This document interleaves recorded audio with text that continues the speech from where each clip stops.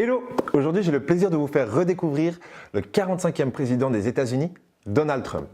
Adoré par certains, on ne se demande pas qui, et détesté par d'autres, il est le président américain le plus âgé et le plus riche jamais élu. Il est également le premier candidat qui a accédé à la présidence sans jamais avoir exercé de fonction politique ou militaire.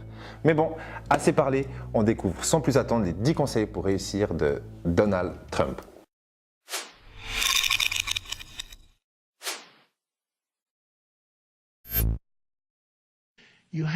Il faut complètement aimer ce que vous faites. Idéalement, aimer ce que vous faites dans un bon business, mais vous savez quoi? Si ça ne se passe pas au mieux, le fait d'aimer est ce qui compte bien plus que d'avoir un bon business. Certains veulent être profs. Les gens les plus heureux et qui ont le plus de succès que je connaisse sont des gens qui ne sont pas du tout riches. Ils ne gagnent pas beaucoup d'argent. Des profs, des scientifiques.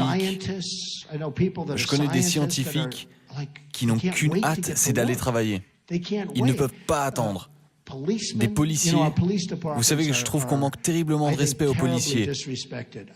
On ne leur donne pas assez de reconnaissance pour l'incroyable travail qu'ils font.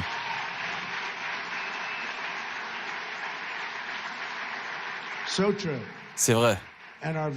Et les vétérans de guerre et le personnel militaire. Mais je peux vous dire que les gens heureux, ce sont ceux avec des bonnes relations familiales. Les couples qui s'entendent bien entre eux.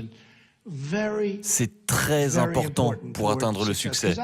Parce que je ne considère pas forcément que le succès soit d'origine financière. Je connais des gens qui ont le plus de succès dans le monde et de nombreux d'entre eux sont misérables.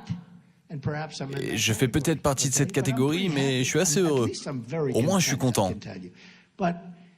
Mais certains des gens qui ont le plus de succès, et j'en connais beaucoup, je ne les connais pas tous, mais j'en connais beaucoup, et on se croise souvent. Et ils ne sont pas forcément heureux. Ils sont très riches, mais dans de nombreux cas, ils sont très malheureux. Mais ceci étant dit, je ne veux pas vous dissuader ou vous décourager parce qu'on parle de succès. Et tout le monde pense que le succès se mesure sous forme de réussite financière. Mais ça n'est pas le cas. Pour moi, quelqu'un qui a du succès, c'est quelqu'un qui a une super famille, qui aime sa famille, qui aime ses enfants et ses enfants l'aiment en retour. Pour moi, c'est quelqu'un qui a le plus de succès qu'une autre personne qui a gagné 1 milliard de dollars ou 10 milliards et qui est misérable et a une famille déconstruite avec personne qui ne l'aime. J'ai déjà vu ça. J'ai vu chaque type de personne que Dieu a créé, si vous voulez savoir. Et les gens les plus heureux ne sont pas forcément les plus riches. Aller à contre-courant, c'est génial si ça marche. Ça ne fonctionne pas toujours et il faut être vraiment malin pour aller à contre-courant parce qu'on se met face à beaucoup de gens malins.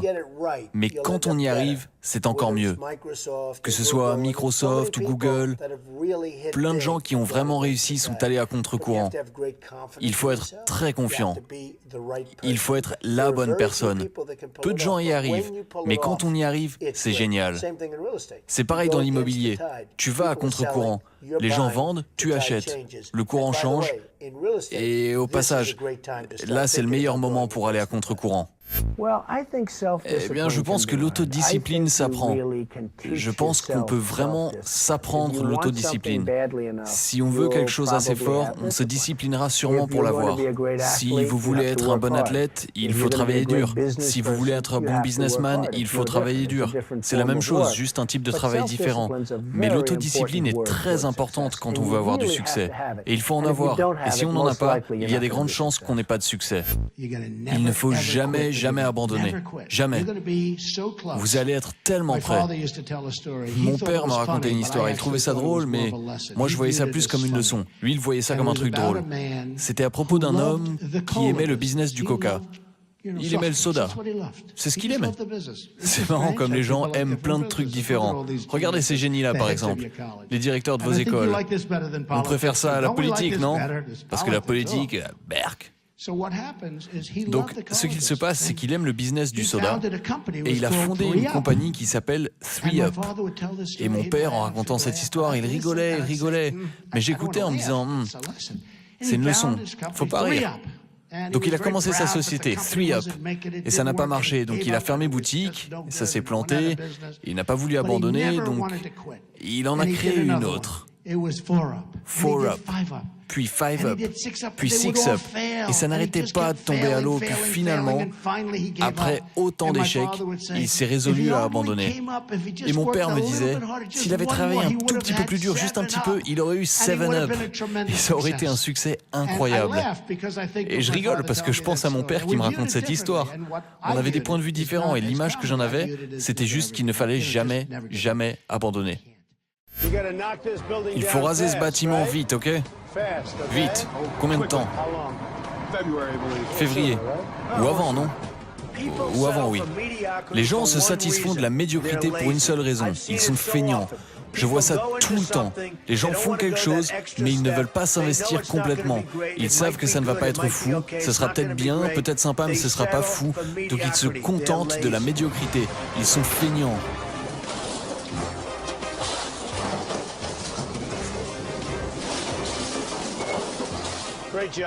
Beau boulot.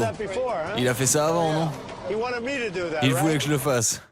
Excusez-moi de vous couper, mais j'ai quelque chose à vous offrir. Nous venons de sortir notre premier livre, Motivation, kit de survie. Tuez le confort, votre vie en dépend. Et j'ai le plaisir de vous offrir gratuitement ce livre si vous cliquez sur le lien qui se trouve dans la description. Voilà, on peut reprendre.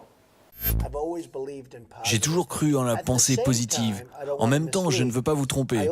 Je crois aussi au potentiel, en termes de ce que vous faites, au potentiel de vous protéger contre les mauvais côtés. Vous ne pouvez pas toujours être cette personne géniale qui se balade et tout est positif parce que malheureusement, ça n'est pas comme ça que le monde fonctionne. J'adore dire aux gens de penser aux défis pour être prêts au moment où vous devez y faire face. Le succès, c'est de se voir comme victorieux. Il faut se voir et croire en soi-même. Et parfois, c'est difficile. Vous avez échoué, vous avez eu des faiblesses, vous avez eu d'autres trucs. Il faut se voir comme un cow-boy solitaire. Ne vous reposez pas trop sur les autres parce qu'ils vous décevront. Il faut vous voir comme victorieux. Et pour être un vainqueur, il faut se voir ainsi. Si vous ne pensez pas comme un vainqueur, ça n'arrivera jamais. Je connais beaucoup de gens et s'ils ne sont pas vendeurs, ça ne marchera pas. Ils peuvent avoir le meilleur gadget, le meilleur produit immobilier. Si vous n'avez pas ou ne pouvez pas avoir l'habilité de vendre, vous avez un incroyable désavantage. Beaucoup de gens compensent cette lacune par de l'agilité mentale. Et ça peut marcher. Dans ce cas-là, vous n'avez pas besoin d'être un bon vendeur. Peut-être que si vous avez de la chance, vous trouverez quelqu'un qui est un bon vendeur qui pourra travailler pour vous. Mais l'agilité de vendre est un énorme avantage et c'est quelque chose que les gens qui vont à l'université de Trump verront. Ce sera une partie très importante du cursus. Il y a des années de ça, mon père prenait des cours de vente, et que ce soit Hawthorne, Mary ou autre, les vieux cours de vente, et il trouvait toujours que c'était bon pour lui. Nous aurons des cours de vente à l'université de Trump. Ça facilitera vraiment votre vie. La vente est un travail utile. On peut étudier, on peut apprendre, on peut faire ce qu'on veut. La majorité des vendeurs sont d'une certaine manière nés avec ce talent. Mais si vous n'êtes pas né avec, on peut devenir bon. Peut-être pas génial, mais bon. C'est très adéquat. D'habitude, quand je vois quelqu'un qui est un bon vendeur, c'est qu'il a toujours été bon naturellement. Et au passage, les très bons peuvent devenir meilleurs. Récemment, on m'a demandé la définition d'entrepreneur. Mais ça veut dire beaucoup de choses. Il faut avoir une idée, ne jamais abandonner, faire beaucoup de choses différentes. Mais il y a un élément que j'ai rajouté au cours des années. Il faut savoir supporter la pression.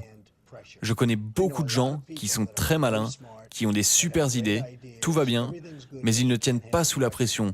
Et si on ne supporte pas la pression, on ne peut pas être un bon entrepreneur. Mon père était mon mentor.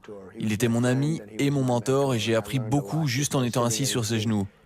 On apprend beaucoup quand on est avec des gens malins et être avec des gens qui ont fait des choses. Et si on n'apprend rien, alors on n'est pas très malin et vous savez quoi? C'est pas grave. Ça ne veut pas dire que vous ne serez pas heureux.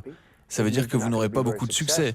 Mais vous serez peut-être un mec heureux qui n'a pas de succès. Mais au final, c'est peut-être le type de personne qui a le plus de succès. Mais vous n'aurez pas une grande fortune si vous n'apprenez pas. Avoir des mentors est quelque chose de génial si vous avez les bons. Bon, je vous propose un petit récapitulatif des 10 conseils pour réussir de Donald Trump. Donc le point 1, faire ce qu'on aime. 2, aller à contre-courant. Point 3, être autodiscipliné. Le point 4, ne jamais abandonner. 5, ne jamais se contenter de la médiocrité. Le point 6, être réaliste. 7, penser comme un gagnant. 8, apprendre à vendre. 9, résister à la pression. Et pour finir, le point 10, trouver un mentor. Je viens justement de laisser un commentaire juste en dessous de cette vidéo en vous donnant mon conseil préféré. J'adorerais savoir quel est le vôtre. Sinon, si vous n'avez toujours pas téléchargé le livre Motivation, Kit de survie, tuer le confort, votre vie en dépend, je vous encourage à le faire, le lien se trouve dans la description. Et pour ceux qui veulent en savoir plus sur Donald Trump, vous trouverez également le lien de son Instagram dans la description. Et je finis vite par remercier Jean qui nous a demandé de faire cette vidéo. Si vous souhaitez qu'on fasse une vidéo sur une de vos stars, influenceurs préférés, laissez-nous un commentaire juste en dessous. Et maintenant, action!